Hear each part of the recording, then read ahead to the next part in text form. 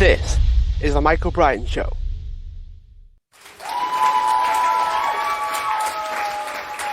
Hi everyone, welcome to the show. Mike here as your host, and today I'm joined with Tony Whatley, who's the founder of 365 Driven. He's the best-selling author of the Side Hustle Millionaire, and he's also a podcaster as well. Tony, thanks for coming on the show.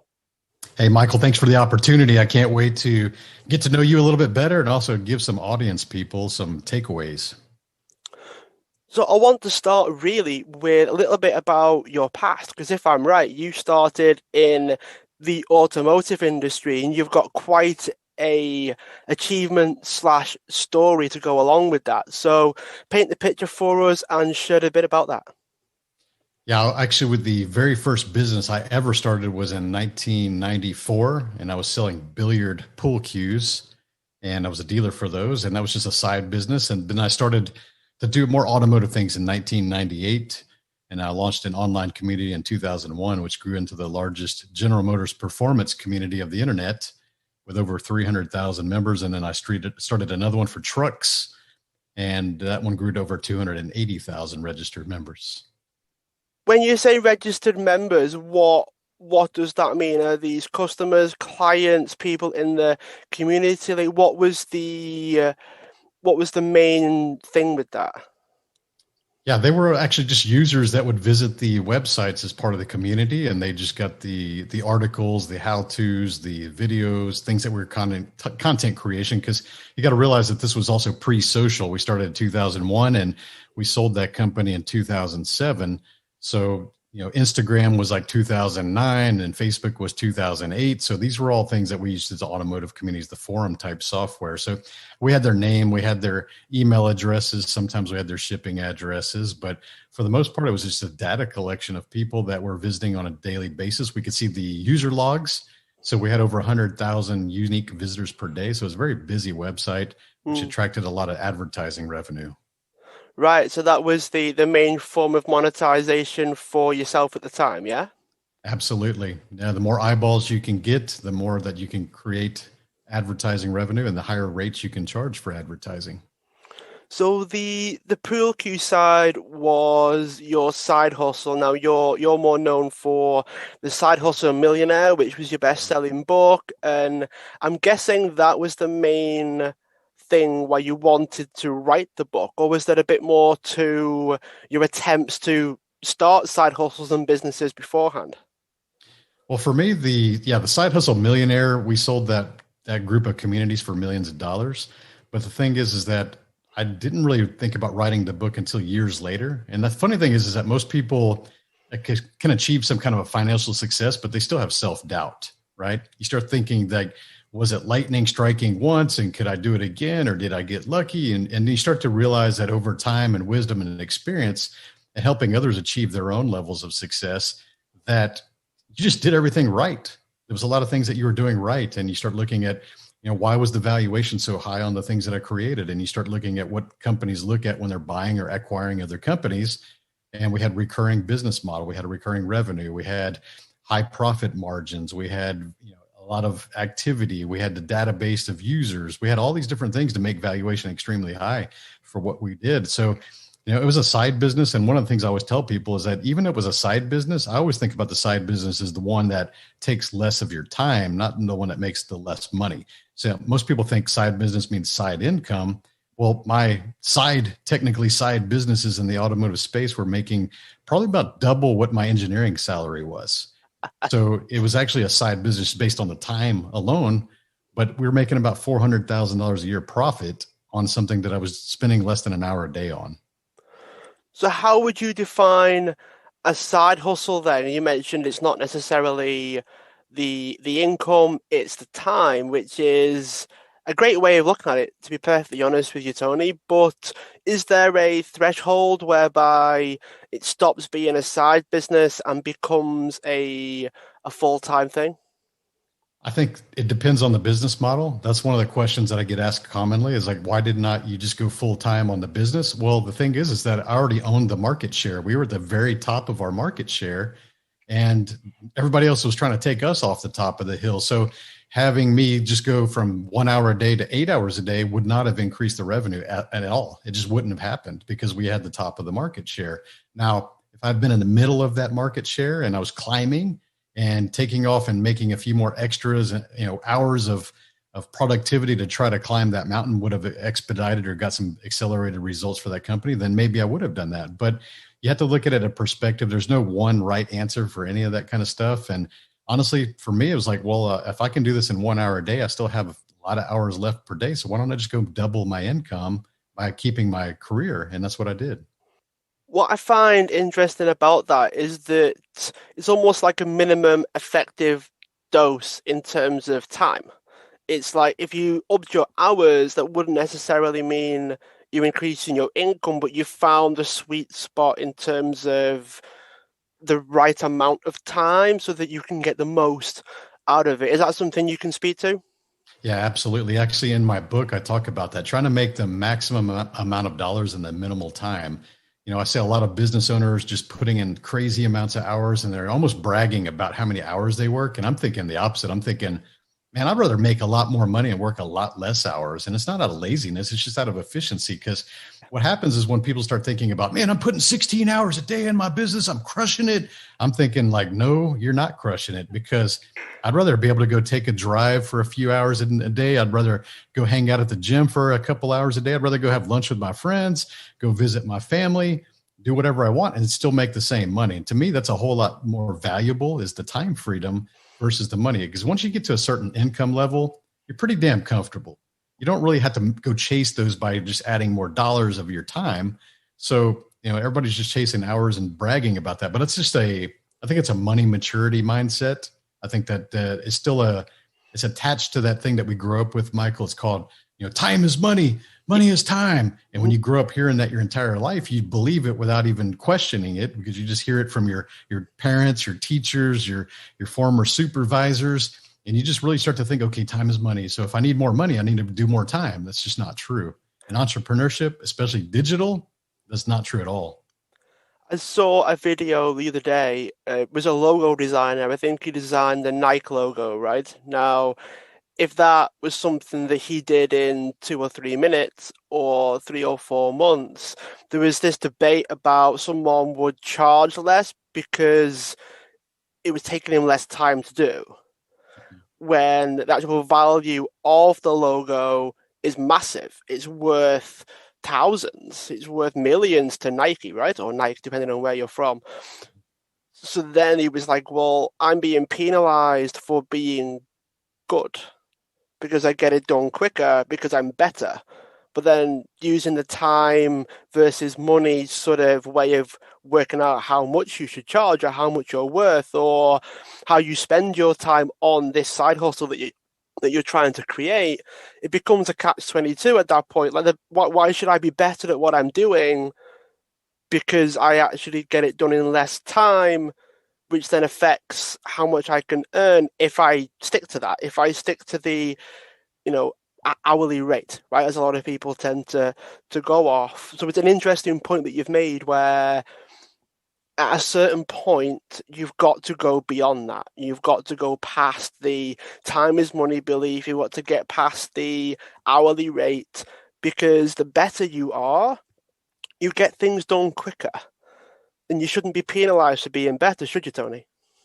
No, it's a mindset thing that a lot of us still struggle with, even if we're being paid by performance or value, right? Because certain things, certain categories, certain business models do have an hourly structure, right? And you look at your employees, they're based on an hourly structure, even if you're salary. Because I know there's some people that get a salary and they're like, I'm a big boy, I'm a big girl, I got a salary now. Well, I hate to tell you, when we go to the HR and we look at the payroll software, it's still based on an hourly rate. You're based on an hourly rate. And the thing is that when you start to be paid based on your performance or your value, the things that you create, there's still a resistance for people to want to just look at the hourly rate of that and go, wow, that's over $1,000 an hour. Like that's crazy. But at the end of the day, it's like, if you're working for this thing, like for example, if I'm coaching business owners and I'm saving them millions of dollars per year, or finding millions of dollars a year for them, what is that worth to them on a financial level? Well, then they're going to be like, well, shit, I'd pay a lot for that. Now they go, well, it's only 50 hours a year and you want to charge what? So they're kind of thinking hours and dollars again, Of course. and they're not looking at the results. So it's like this scarcity mindset that's just driven into us as childhood, our teen years, our 20s, our 30s, working for that hourly rate. We just think that everything's based on an hourly rate. But at the end of the day, successful people realize that we're going to pay for a result, and like you said, if I can get that result faster, I might be willing to pay a little bit more for that. It's a bit of a flip, isn't it? Because there are some people that would think it would be cheaper because it would be a shorter time frame. But then if the result is better within that shorter time frame, it's worth more. So I think there is that contrast between quick possibly doesn't necessarily mean better to some people, but if it is, then you should actually charge more for it because the quality could actually improve because they're better at what they do, right? Right. Yeah, exactly. I mean, if I were to present something to a client and I said, this is a 5-year coaching program and it's going to cost you $100,000. Like people be like, first of all, like that is high, but it's 5 years. Like that's so long. But if I were to give you the exact same results in 5 months for the same price, I bet people would be like, well, the price is the same. I'd rather have it in 5 months than 5 years. Yeah, so sometimes people actually value efficiency more at a certain point. They value the speed more Yes. than the result, I guess. I suppose it's that trade-off, isn't it? In the back of their mind, they're thinking, could I get a better result in that longer time frame or not? If not, I'd probably go for speed over like potential better result. If it doesn't actually happen, then you've actually wasted time from the Yeah. point. I actually gained awareness of this, luckily, back when I was in college, when I was just enrolling in engineering school. So I was a freshman at the university, and I didn't have a lot of confidence in my mathematical ability. Here I'm going to engineering school without a lot of confidence in my mathematics. And so I said, you know what? I'm going to do a refresher course in calculus. I'm just going to take pre-calculus college level and just make sure I have that really grasp on that before I go into calculus, because everybody was scaring me and saying calculus was the weed out course and you're going to fail and you're going to get kicked out of school. And so I was kind of playing safe. And Yeah. so I remember talking to the dean of the university, and I'm handing in my courses, and he says, hey, do you want me to save you $25,000? And I'm like, wow, yeah, I'm paying for college. Like, I'd love to save $25,000. Like, you tell me more, sir. And he goes, why are you signing up for pre-calculus? And I'm thinking, it wasn't a $25,000 course. So why what are you suggesting? He's like, well, think about this. If you take that course, it's going to put you 6 months behind on your graduation, because now you're going to have to take that and then that, and everything stacks upon that. So you're going to graduate 6 months later than you would have. And that's going to cost you half a year's salary, which at your level would have been about 50,000 starting. So I'm saving you $25,000 by just not taking this course. And when he started to think about that, I was like, oh my God, results and time, long game. Like, I didn't take that course and I did really well in calculus. So that's just a lesson that most people think about this. And if you don't have a lot of time, you better have money to get the results. If you don't have a lot of money, you better have a lot of time to get those results. It's interesting when you bring up the potential of the other direction, because calculus is calculus and graduation is graduation, yeah, but what else could you do with that time? What else could you be doing? Because you mentioned that the salary was 50K as a start, but you wouldn't have known that if you weren't open to the possibility of something different other than your course, yeah? Yeah, we call that opportunity cost. What's that time or that dollar value that you're trying to skimp on? What's the real opportunity, what's the result that you would get the faster clients or the faster your company's growing, or what's the real opportunity cost? A lot of times we don't look at opportunity cost. We look at the cost of, or the investment of something, but we don't realize what we're losing. Very, very interesting point, which then speaks to time freedom as well. What else could you do with your time if you maybe shaved off like 3 hours a day and the income didn't move, what else could you do with that time? So one of the things I want to ask as well is if somebody wanted to start a side hustle, what should they aim for first? Because in the back of their mind, they're thinking time freedom, great, income, great, I can balance everything. But is there any element of maybe I have to shift the balance a little bit, add more time initially, so income being the focus, or do I go, no, time and efficiency wants to be first, but do you sacrifice that for the income growth that you want? Yeah, I think with side businesses, you're obviously already putting away 8 to 10 hours a day on your normal career, and then you got time for sleeping, and then you got time for your family and any your activities, your fitness. So you have to be really realistic about how much time is left remaining that you can work with on a daily basis and on weekends. And once you establish that time, you got to realize what is the most that I can earn in that short amount of time, like because that's a fixed limitation that I have. And so if you're hand building widgets at the kitchen table, like I actually did this one of my businesses, I was building electronic circuits, and I'd get home and I'd bust out my soldering iron and my little resistors, and I'd hand build these little circuits, and it would take me an hour to build each unit. And then I would profit about $40 per unit, but I can only build two or three of those per evening. So my company would never grow beyond making a couple $100 an evening at the most, just limited on myself. So that doesn't work too well at scalability. So if you want to do that as a hobby and just make a couple extra $100 a night sitting at your kitchen table, you're going to use all of those hours, and you're always going to be limited on how much you can earn.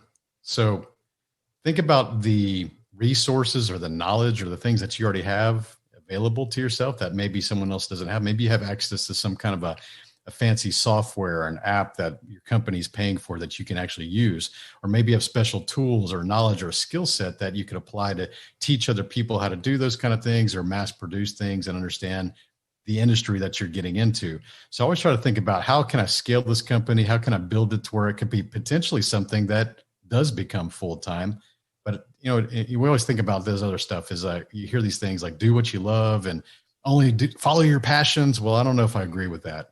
I think that sometimes your passions are big, and that's good. You want big dreams, you want big goals, but you have to also be realistic that you're not ready for that at this moment. Like if you were to ask me, hey, Tony, what's your passion or what's your dream business? I was like, man, I would love to own a Ferrari dealership with a road course racing track built around it. So all my friends could come over and we could race cars all day and I could look at all these awesome Ferraris. But, realistically, I don't have hundreds of millions of dollars just sitting around that I can go create that. So a quitter would be like, well, I guess I'm never going to have my dream. An entrepreneur will say, well, what does it take to get to that dream? And so for most people, that means you have to go start a few different companies. I call these staircase businesses. Like go start that small business, grow it to a couple 6-figure income, then to go sell that business and build your one that's going to get you the 7 and 8 figures, and just keep building these small businesses till you get to be the one that you had to dream. Don't think about your dream and go, well, I can't do it, so I'm just going to give up. Entrepreneurs always problem solve. We figure out what we need to do, and we're willing to do what it takes to go achieve those dreams. So don't think about following your passion and your purposes right now. If you can do that, great. But if not, go start something that will lead you to that eventually. That was exactly what I was thinking while you were describing it was staircase businesses. The idea that you can build on each other step by step until you're eventually able to hit the milestone that you want to hit. Now, this implies, of course, that the business grows, you profit from selling it or flipping it, for want of a better term, and then you use that to put into the next staircase business that you would want to then start. Is there anything that you can share with us about selling side hustles? Because starting one, growing one is one thing. You've mentioned selling the businesses semi-frequently through our chat, and I think it's worth us talking about that because a lot of people start them, less people grow them, scale them, but then there are so few out there that sell them profitably and then reinvest. So take us to the sort of sales side and flipping side and then the reinvestment side as well. Yeah, I love this kind of topic. It gets me excited because here's the reality. Depending on which statistics or reports that you look at countrywide or globally, only about 10% of businesses ever sell. And you're thinking, wow, does that mean 90% of businesses are not available? They're not listed for sale? No. Most businesses either go bankrupt or they sell eventually, but only 10% of them actually get bought. And the reality is that only 10% of those companies are actually worth something to a potential buyer. And we read books, I'm trying to think of there's a couple good books. I can't even think of the names right now, but Built to Sell by John Warlow is a good one that talks about how to think about building a company with the intent to sell. Even if you never plan on selling a business, you still should have some kind of an exit strategy or plan in mind because you never know. Most businesses get sold as a reaction to something where maybe a partner leaves or passes away, or maybe there's a divorce, or maybe your health fades and you can no longer operate the business, or maybe you just want to retire and get out of it and cash in. Well, if you wait till one of those things happen to try to sell your business, you're going to be punched in the face with reality. And you may have a highly profitable business, but it may also just be a high paying job.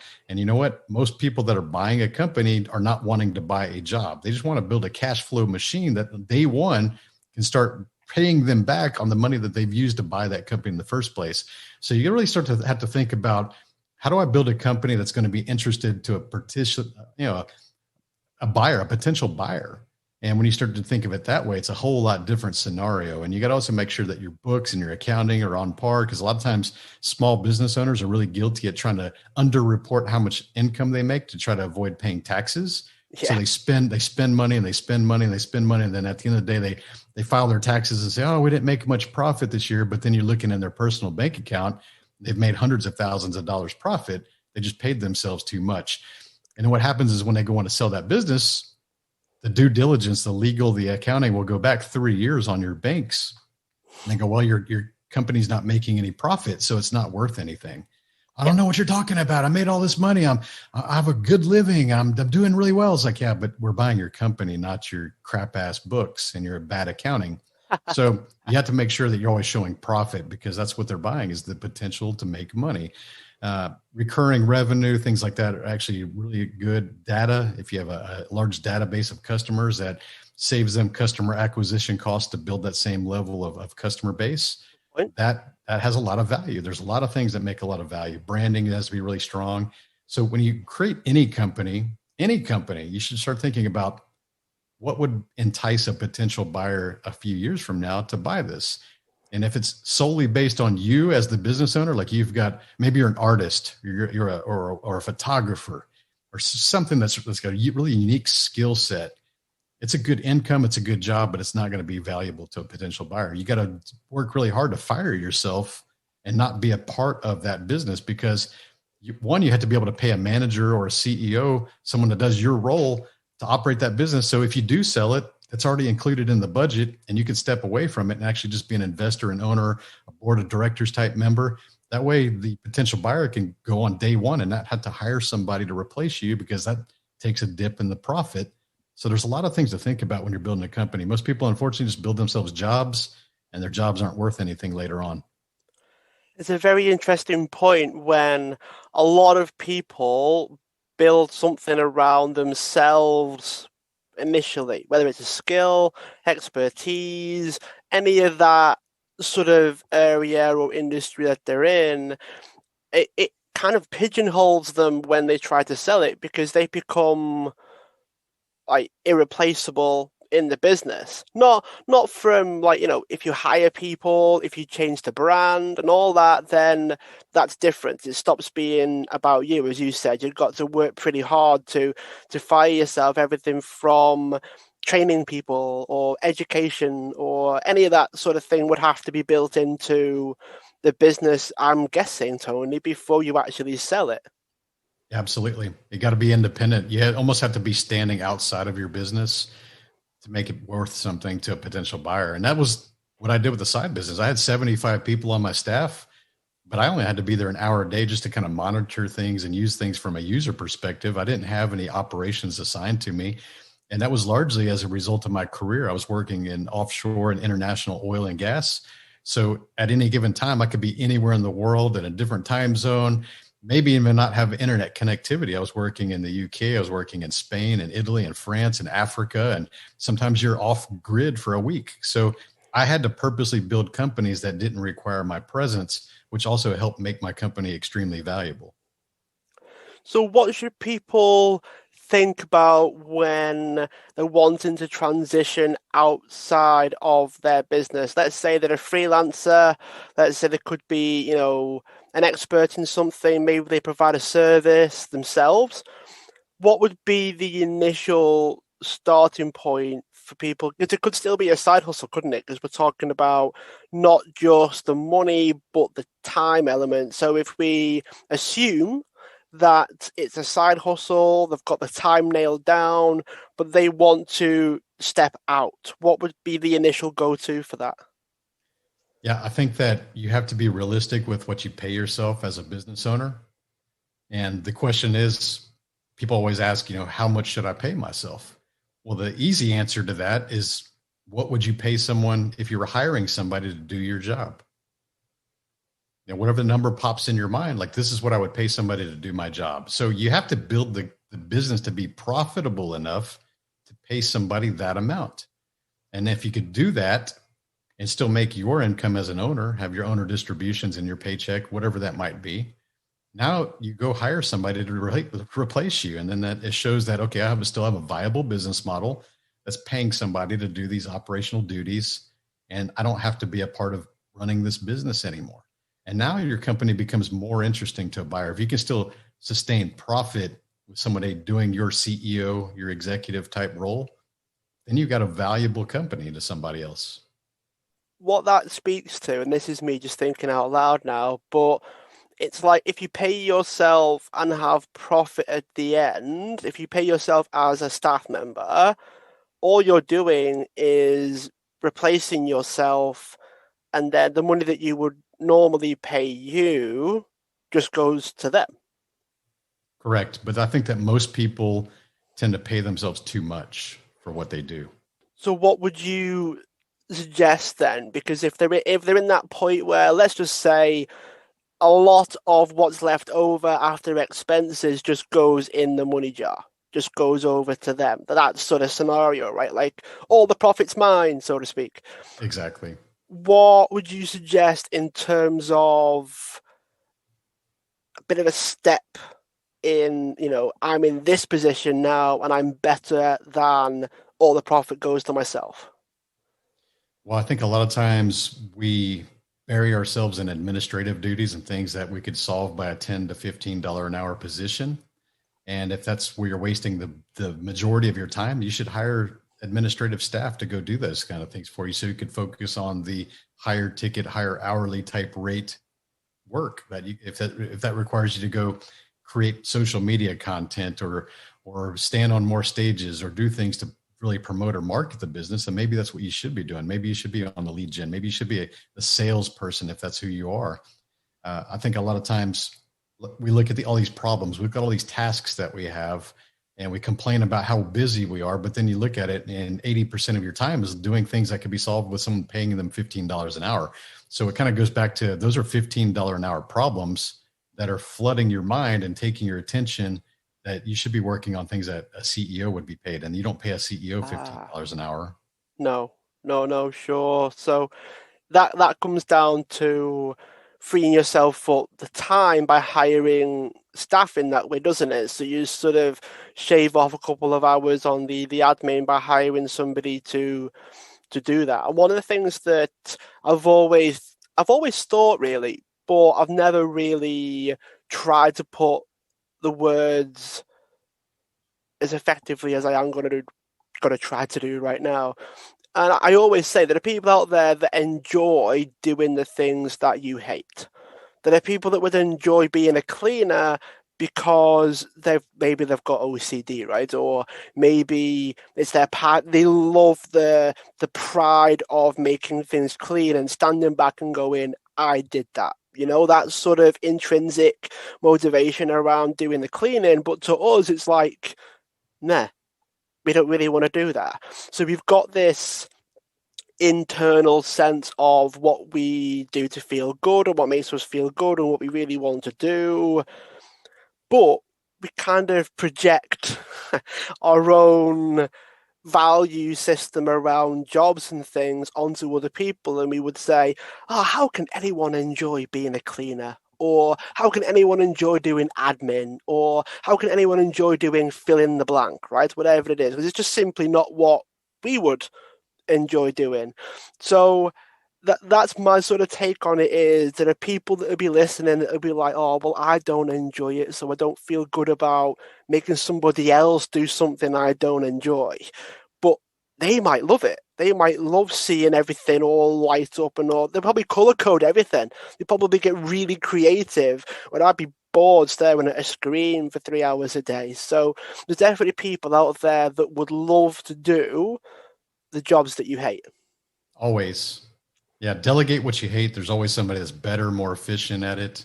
And just know where your strengths are and go focus on that. I think a lot of times people spend too much time and resources trying to focus on their weaknesses and improve their weaknesses. But go invest that money in your strengths and make those even better.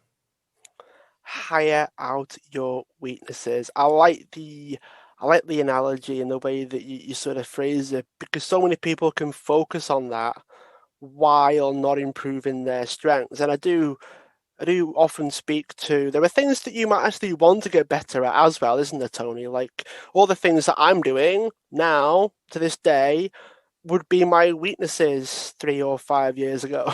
Absolutely.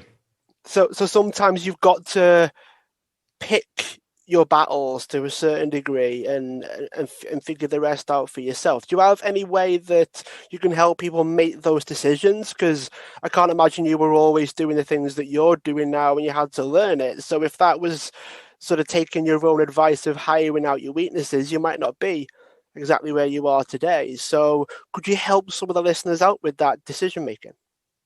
Yeah, you have to be willing to do the work to evolve to become the right person to carry your message or your brand, right?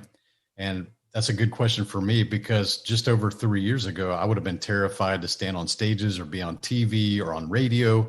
I didn't have a podcast. I didn't like being in front of cameras. I was very successful in the background and I had my own insecurities. So I just avoided those opportunities to do that. And I had stage fright. I remember raising my hand in a conference room with 1,000 people and they calling on me. And I felt all the physiological signs of fear and the sweating and the cold shakes and the cotton mouth and all that. So I was not the right person at that time to do what I'm doing today. But unlike most people, I'm kind of a daredevil and I get excited when I find a new fear and then I go after it with all my might, because most people just avoid those kind of situations and they avoid uncomfortable situations. But for me, even the book, it became a #1 bestseller. But when I was writing that book, I still knew that I was able to hide behind the title, that I didn't have to put myself out there. And honestly, it was my book editor that was reviewing each chapter by chapter. And he was like, this book's going to be really good. People may want to interview you. You may be on TV or on the radio. And I was like, oh, crap. Like the whole thing I was trying to avoid just by writing a book is here. It's confronting me again. I could not avoid it. So I said at that point, okay, how do I get over this? I need to go become the right person to carry this message. And so I joined Toastmasters and I hired a speaking coach and I showed up every week and I practiced and I did social media videos every single day for over a year to get better. And honestly, they sucked at the beginning. They awfully sucked, but I knew that, but it was the best I could do. And I knew that the only way I can improve was by doing repetitions and doing those. And the problem I find with most people is they put their ego ahead of their purpose and they're not willing to suck. They may be exceptional at some things, but the things that matter to them, the things that's going to get them to their purpose, they have to be willing to go at the very bottom, be a newbie and suck at something and climb up just like everybody else has at that level. But they're unwilling to do that because they're so afraid of what people are going to think about them or say things about them. Or, maybe you're exceptional at writing copy, but you're terrible on video, right? And maybe you go, well, I need to go be on stages. I need to get some interviews. I need to be on podcasts. I need to get on TV. Like this is really going to help my message and my purpose and my vision and my business and my legacy and my impact. But you're so worried about doing that because you're such a brilliant copywriter and everybody knows about you being a copywriter. But then, oh, I'm just not going to do videos because you're so worried about what other people think. Yeah. And if you realize that, if you just took the courageous step to put yourself out there, and people know that it's not something inside your norm, it's something that's not comfortable for you, but you're willing to go do that, what you're going to realize is that you're going to start to inspire other people that see your transformation happen right before their eyes. As you start to do more and more reps and you start to improve, they're going to be like, man, you know what? I saw Tony doing these videos 3 months ago. Man, he sucked. But look at him now. Like, wow, it's not even the same person. And you're going to start to inspire people. And that's how I grew a large part of my audience, is just showing them that I'm going to keep showing up every single day. I'm going to keep doing the work, and you're going to see me improve. And I'll tell you guys, like listeners, within 6 months of me starting that journey, I was winning public speaking competitions. So I actually have the accolades because I put in the work and I didn't make any excuses, but the results were far faster than I ever expected for myself. Far better than I ever expected for myself. So it can happen, but you got to do the work. I've got my own sort of stories around that as well, because I'm a pretty big introvert. I've done all the tests and I'm quite high on the introvert spectrum, if you will. But when it boils down to it, I liked the challenge. Initially, I like the challenge. I like pushing myself. I like testing myself, and a couple of things led to me wanting to do it. It was the best I could do with my time. And you mentioned purpose. I felt like I was called to do it, so that's why I did it. That was my main motivation. It was, would you be happy with the way your life's going right now? And unfortunately, Tony, the answer was no. So I then embarked on this sort of journey and hated the first time on stage. I almost broke down when I was on stage. There was only about 100 people in the audience, but everyone was looking at me and the lights were on and I could see all of their faces. And that was pretty much it. I don't remember what I said. I don't remember what I felt. I don't remember any of it because my brain had just like cut off. You know, when you wake up, if you had a bit too much to drink and you wake up and you just forget the entire night. That was kind of what it was like. But I had nothing to drink, Tony. I had absolutely nothing to drink. So I can definitely resonate with the story, and the way that it sort of comes across is you've got to be prepared to do things that you really want to do. And then you've also got to decide where around the edges of that can I shave time off by delegating it to other people. Yeah, I would even challenge that. I didn't want to do what I'm doing. I just knew that it was necessary for me to achieve my purpose. And I can never achieve my purpose of impacting millions of people by teaching them confidence and business principles if I were to remain hiding and irrelevant and obscure. So I had to become the right person to carry my message, my story, my book, the things I create nowadays. But I had to evolve to become that. And it was a hard journey. It wasn't easy, but I'm still evolving. I'm still improving. I do this every day. So you have a duty to go pursue your legacy, and nobody's going to stop you but you. But you got to take the actions, and you have to be willing to suck at it, just like everybody does when they start. But give yourself some grace and understand that you will improve over time, but you will never improve over time just by reading things and watching things and listening to things. You got to do the action. How can you help someone actually discover what that is, what their purpose is, what their real calling is? Because everyone talks about it, everyone brings it up, everyone mentions it. The select few actually try to describe how it feels. But how can you help people actually find it for themselves? I don't think you can help anybody find their purpose for themselves. And anybody that promises they can do that for you, they're probably full of shit. Let's be real, because everybody's got a different purpose. Most people, unfortunately, their purpose is much smaller than it needs to be because they don't believe in themselves. They don't believe in what's potential for themselves. And here's a good example. Most people that are aspiring to be average, you ask them what their purpose is, they always give you about the same answer. They say something about, oh, it's my kids, it's my family. Well, that's an honorable programmed response to average people, because if you're to say that to me, I was like, oh, your children and your family is your purpose. That's your purpose on this earth. I always think that that's too small. I think that's your duty. Your kids, your family, that's your duty. That's not your purpose. Your purpose could impact millions of, not billions of people, but you don't believe it's possible for yourself. So you say it's your family. And when you tell other people who are aspiring to be average, they just nod their head and go, yeah, me too. And that's usually a sign that they just want to end that conversation, because it becomes very uncomfortable when they go beyond that family response, because you're not supposed to challenge that, because that's like, it's so virtuous. That's my family, right? No, your purpose is much bigger. So start hanging around with people that challenge your potential versus accept your mediocrity. It's interesting you bring that up because, depending on where you're from, childbearing age is 16 and up, right? And it leads to a very straightforward, easy way of fulfilling your purpose if the only limit is how old you are. You just Yeah. go and have kids and that's it, right? Fulfill my purpose now. I live for my kids and that's it. Uh, Yeah. What are you supposed to die and just wait for grandkids? I mean, that's unfortunately that most people believe that their potential is, because they've been programmed that way. They heard that from their parents, their friends. And there's times that people tell you, I remember when I grew up without money and people thought, man, if you can make a 6-figure income, you're going to be successful. And I remember hitting that point and thinking, like, I don't feel successful. no. Like that's what everybody aspires to. I did that in my 20s. It's like, this is it. This is it. I'm supposed to cruise control for the next 45 years, retire, and then die. It's like, this is it. No, people, quit surrounding yourself with people who validate your obscurity, your mediocrity, and start finding people who talk less about remember when, but challenges you to think about imagine when. I like that. I like that reframing of imagining the potential that's there. And I find that I don't want to say misery loves company, but I think average loves company. The status quo loves company. Because I think while misery may love company, I find that if misery is the status quo, that's the reason why. It's not, we don't like being miserable, it's because miserable is normal.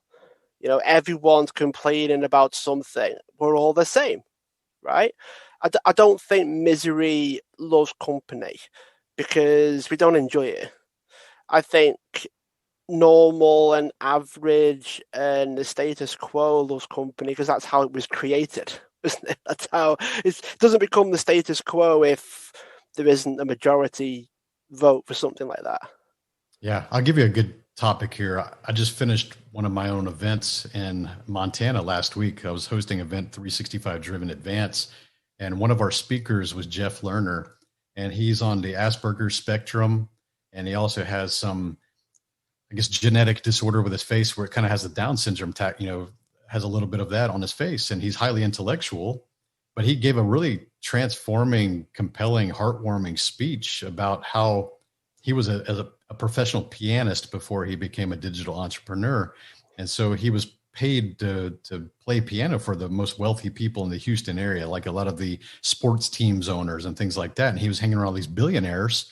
And he started to really notice that everybody that was highly successful was what he would call as weird. They had some kind of weird personality or weird characteristic. They were far beyond average, but they were just something weird about them. And he's looking at us in the audience, like, all of you, I've got to know you a couple days. Like, you're all weird too. And we're like, yeah, we are. And so what he understood is that highly successful people are not average. They are weird. There's something OCD or some kind of quirkiness about them. They're socially awkward. There's every single one of them he could think of had some weirdness about them. So what he realized is that if you just want to be average, you're only going to have an average life. If you try to fit in and just be normal, air quotes normal, whatever that is, you're just going to get normal results. So when you start thinking about people who are standing out, people who have truly impacted and changed this world, they could all be labeled as weird. And so when you start to think about that, embrace what makes you unique, embrace your weirdness, and realize that being weird, being different is what's going to make your life completely different from the average. I like how it's the uniqueness that actually causes the unique life.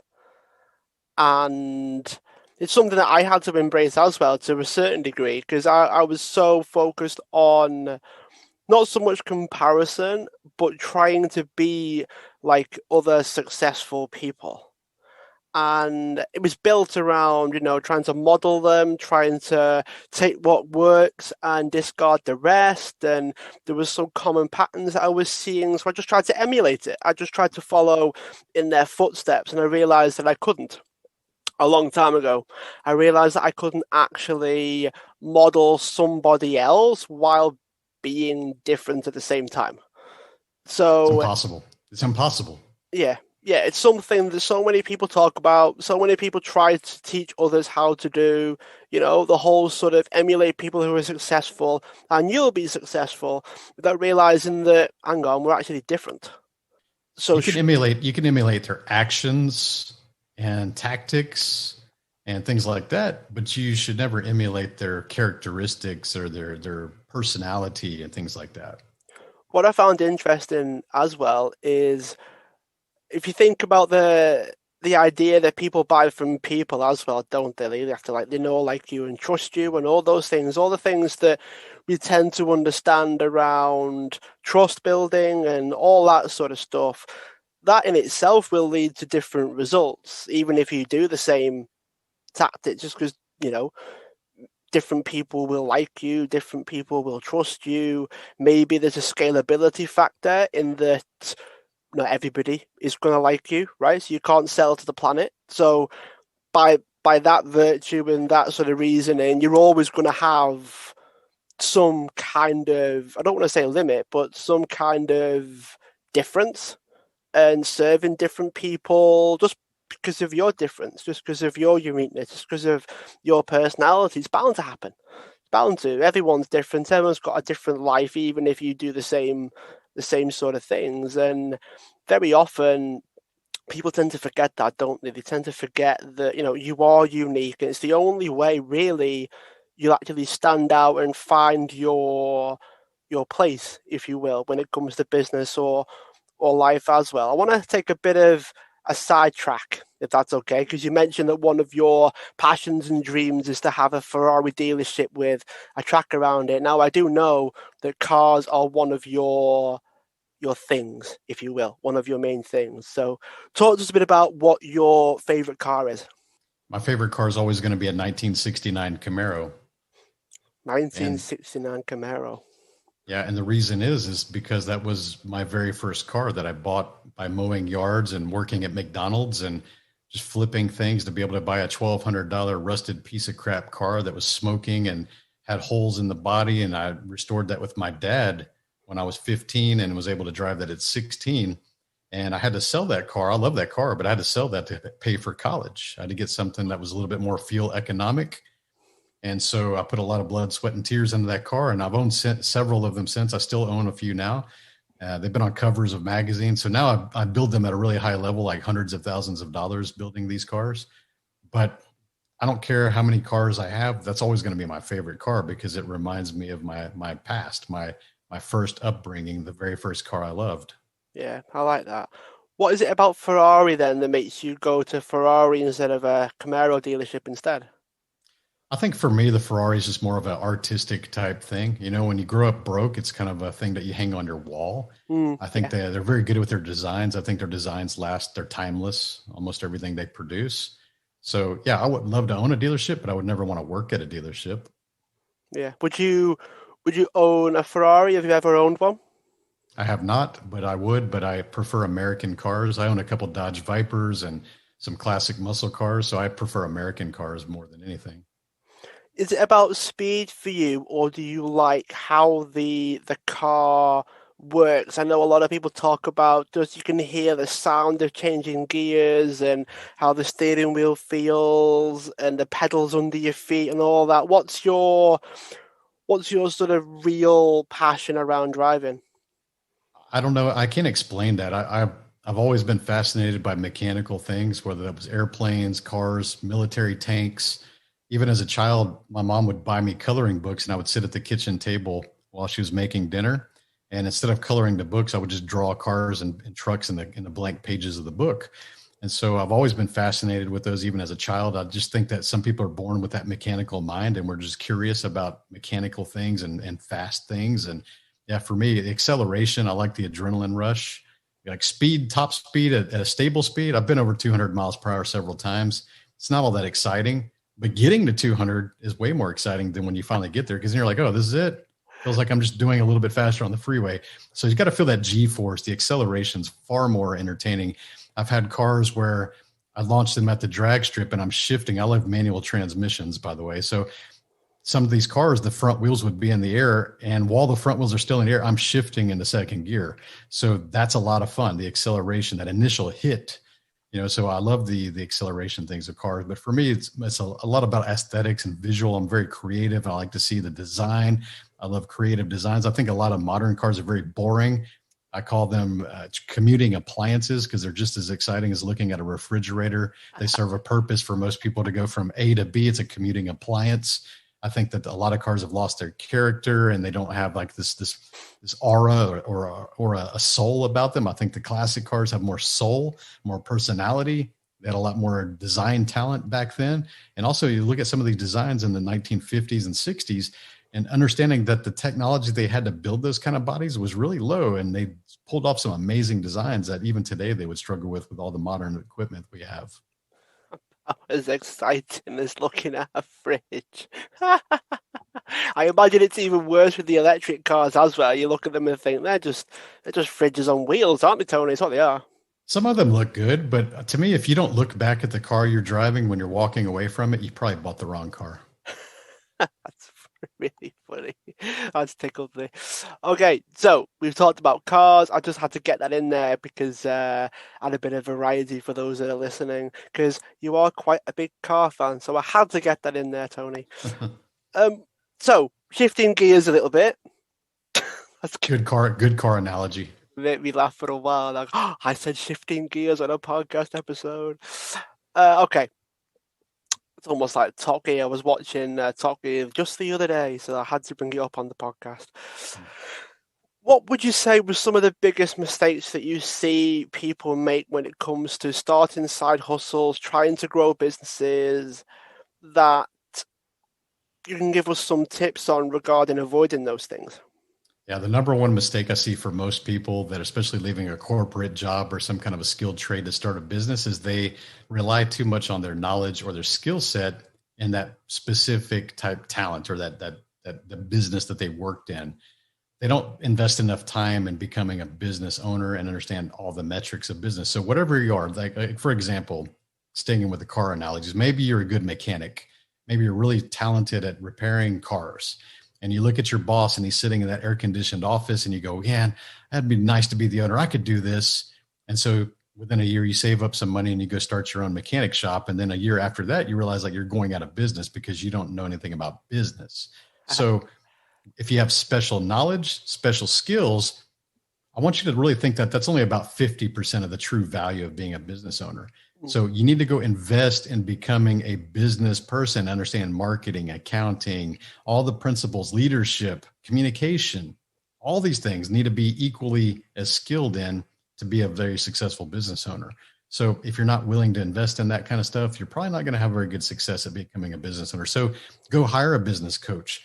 Go read the business book, start to understand the terminology, become confident in speaking in business terms, and then start to hire the people to do the old skill sets and knowledge bases that you once had, and just use your skills and your knowledge to quality audit them and make sure they're doing things properly. It's interesting how so many people actually do that.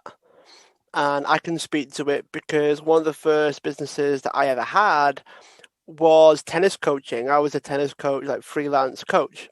So I'd work at a tennis club, I would deliver sessions, coaching, and then that would be sort of how I made my money back in the day. And I had no idea the learning curve that it took to go from I'm qualified to do this thing, but how do I get clients? How do I actually do the thing more often? because you get taught how to do it, you go on all the courses, you get all the accreditations, you do everything that you need to be able to do the actual skill of whatever it is that you're doing, but so few even mention marketing, even mention selling. I had no idea how to sell, no idea how to market. I was a coach, and that was it. I didn't know how to market, stand out, create products and services. My brain went to, I'll charge X amount per hour and I'll try and get clients without knowing how to do it. Now, bearing in mind, I was even quieter than I am now. I had to be social. Oh my God, I've got to actually speak to people. This is this is crazy. How am I supposed to do that? I had no idea what I was doing. I didn't even know how to break the ice with some of the people. You used to pass people in the tennis club, but I would just keep going. I would just keep walking. I wouldn't even know I was looking. We'd try and make eye contact, and that was awkward enough. I had no idea how to actually grow a business, but I had the skill. So I can definitely speak to that side of things. And I think business isn't taught enough, is it? It's not taught how to actually grow a business. We're spending a lot of time learning the skill of the thing, but not the business side of turning it into a business. I agree. That's a great example, by the way. I love that she went through that to understand that. Most people just give up and they go find another job because things aren't working out for them. But if they would have just invested some time in understanding marketing and especially the psychology around marketing, because most people just think that you put up a flashy website and a flashy logo and then all this business is going to start pouring into your lap. But it's not true. A lot of times people maybe have a really good idea for a book and they write that book and they put it on Amazon and nobody buys it. And they're like, why is nobody buying it? This is so valuable. Yeah. Here's the thing is that one, people do judge books by their cover, no matter how warm and fuzzy we like to say otherwise.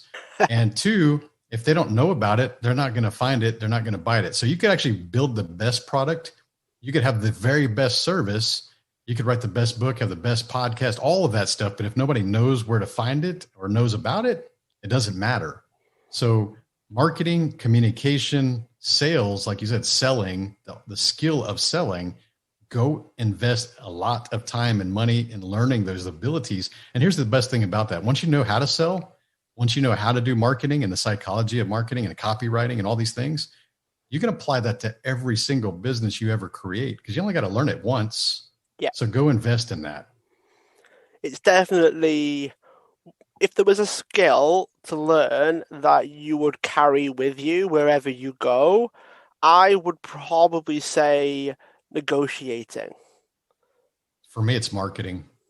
Yeah, yeah, it's definitely up there. Those are the two would be the skills that you can do no matter where you go. Yeah, negotiation's easy for me. I just set a price that I'm selling something at, and then I say no to everything else. I just say no. You're like, you don't have to negotiate. I get that there's a cultural thing in different areas that they expect to negotiate, but I just set the price is the price, and if they don't want to pay the price, I just tell them no. I think a lot of people need to hear that because very often you end up losing a battle inside your head regarding prices before you even come up with a price.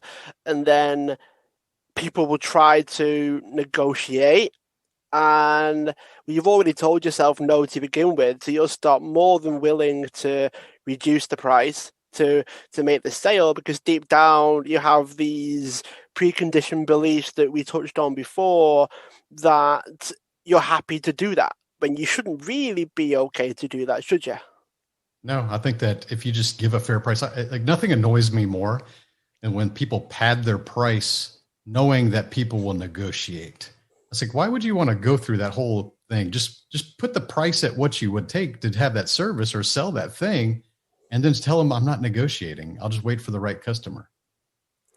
Yeah, yeah, I completely echo that. I think we need to hear a lot more of that, especially in this day and age where there's a lot of competition as well, and a lot of people inflate their prices and price themselves out because they just go somewhere else. Mhm. It's not that difficult to do nowadays. Marketing does speak to something, and I want to get your thoughts on it, Tony, because you're very down to earth in the way you talk. I've loved the conversation so far, by the way. This has been amazing. I'm really glad that we got the chance to have you on the show.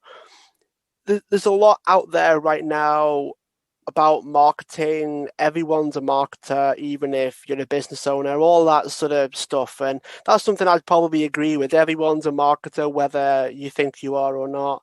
But there's a lot of smoke and mirrors out there, i.e., I mean, I often talk about people hiding behind photo shoots, right? And doing all the sort of more polished side of things because it makes their lives easier, You go on a photo shoot, that's 3 or 6 months worth of your content, and then people have this perception of you, and for some reason their price is also inflated, similar to what you mentioned before. And it creates this image of smoke and mirrors whereby once you get through that, they're actually not very good at what they do. So talk about the balance between marketing and actually being good. Like the marketing has to be backed up by your actual ability. Yeah, your product or your service always has to have the result. It always there's no pushing back on that. That's given. You have to have that, but you also have to have the marketing. And I don't think there's a problem with people creating really quality marketing that makes them perceived as higher than they are, or let's say the word, or more established than they are. But you better have the result to back that up. Because honestly, if your marketing looks really mediocre and you're still using a Gmail email account to correspond with potential clients, what it really lacks is professionalism. And when I see things like your headshots or your imagery or your branding, and it looks like your 10-year-old nephew knocked that out, between naps, Yeah. it just looks unprofessional. So I always think, even with a side business, who am I competing with? And if you got a specific product or niche, you're going to get compared against everybody in that category, whether they're big or small. Nobody knows if you're big or small when they're doing their search. So if they land on your website and it's just craptastic and nobody's like spending any time on it and it just looks awful, you're still going to get compared to the 8, 9 figure companies in that same niche. So you got to really be honest with yourself. Like, if I want to compete in this arena, I at least need to look like I'm in the game and not disqualify myself just by doing things half-assed. So if you're going to go do something full on, make it good, make it big, make it look like you got a giant team, even if you don't. Because soon enough, if you start behaving with those kind of actions and that professionalism, you will have a big company. It will grow because you're doing things the right way. You're not half-assing things. So, but you got to deliver on the results, man. And here's the thing about, like, we're on Clubhouse and we see all these rooms we jump into, the millionaire rooms, and I participate in some of those. It's kind of fun because I enjoy listening to those. Here's the thing that always gets to me: do millionaires really sit around asking for people for money? No. And millionaires definitely aren't DMing you and asking you for money. And every successful person, legit successful person I know, they're not out there asking you to DM them and buy something all the time. It just doesn't align with the actual message. So yeah, multimillionaire. I don't go around DMing people. I don't pitch. I don't tell people to follow me and do all this stuff. I understand if I just bring some value to people, they're going to find out what I do, and they're going to understand if I offer a service or a product that they may want or may not want, or they're going to refer if that someone's asking them. So go create the value and quit focusing so much on the pitch. I've been on Clubhouse since January 1 actively, and I don't ever pitch anything. And it's landed me TV deals. I've got hundreds of thousands in clients, and I've never pitched a single time being here. I do think that it is about being good at what you do initially, isn't it? It's like you've got to be able to get results. You've got to be able to create the transformation for people, and then you have to build something around it as well, as you said. Like, you can't be amazing at what you do, then the marketing not showing that. You've got to have that balance because people don't see the results until after they've invested, after they've bought the thing. So you've got to convey the results and the message of what you're selling based on the result. It kind of works both ways, doesn't it? You can be amazing at what you do, but no one knows you exist. Be amazing at what you do, but it's not sort of wrapped in the not wrapped in the packaging, if you will, that attracts people to buy it. So you can be a diamond in a rusted box and no one will buy it because of the box. Because as you said, people do judge a book by the cover, no matter how much we try to ignore that. Yeah, I think that if you don't have testimonials or customers or results, go create those, even if they're not paying you right now. So when I decided to go create processes to help people build and scale and exit their company, I helped 22 people in 2018 start their companies without charging them a cent. So then it gave me 22 testimonials, 100% success rates. So you can go do that, but are you willing to do what you do for free to get paid eventually? And most people are unwilling to do that. They just want that transactional retail thing right up front. And they're like, well, I'm just waiting for my right client. And someday somebody's going to hire me and I'm going to be able to prove myself. Like, no, go do it for free for a year. If you're serious about what you do, go do it for free for a year. Get a bunch of results. Those testimonials, those results are worth far more what those people are going to pay you on your initial wave of clients. And once you start to get the results, you can let them speak for you. That's an excellent point, and I think that is the best way to round off the interview. So, Tony, it's been great to have you on. Those that are brand new to the show, you can subscribe on iTunes or wherever else you are tuning into your podcasts and leave a review and tell Tony about the show. Tell him what you thought. Tony, it's been great to have you on, and I look forward to keeping in touch. Thank you, Michael, for the opportunity.